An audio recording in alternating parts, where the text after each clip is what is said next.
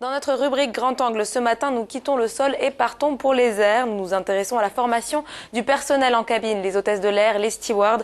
Que faut-il pour devenir un voyageur qui accumule des milliers de kilomètres? Nous en parlons ce matin avec Adrien Richard-Clerc, responsable marketing dans un centre de formation au Maroc. Petite question malicieuse, monsieur Clerc, le métier d'hôtesse de l'air ou de steward fait-il encore envie aujourd'hui?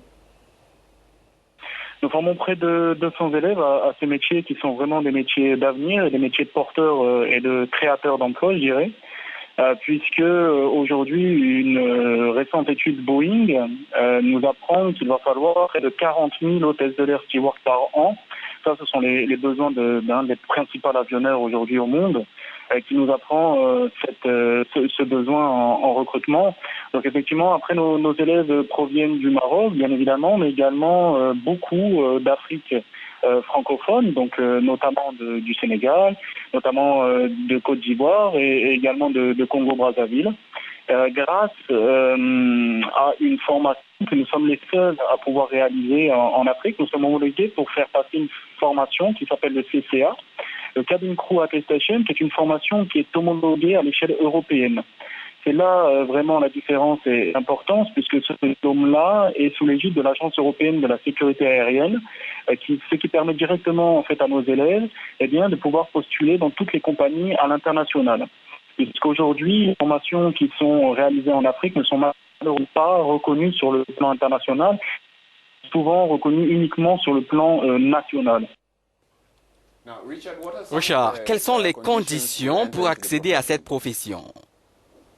Il faut avoir un minimum de 20 ans, un minimum de niveau bac, d'accord, et il faut avoir un anglais, je dirais d'avoir des bases en anglais.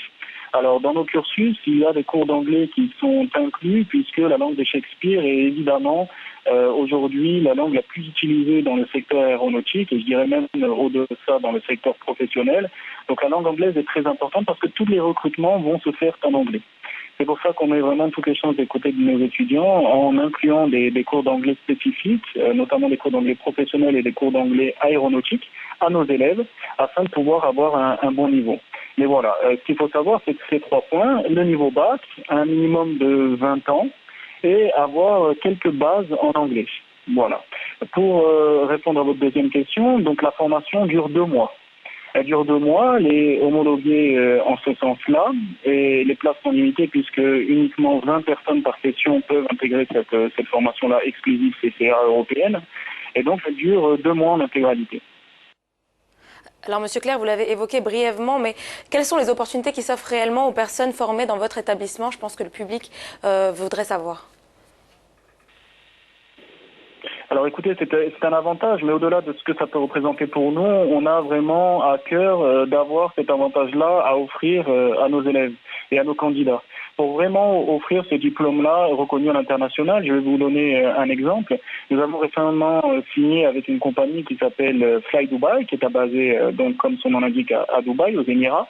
Et donc, ce type de compagnie-là recrute bien sûr selon un profil, comme je vous l'ai dit, une bonne présentation, avoir 20 ans et avoir des bases en anglais, mais également elle peut recruter sur une sélection de profils qui ont déjà ce diplôme qui est agréé, qui est homologué, qui est certifié et reconnu à l'international.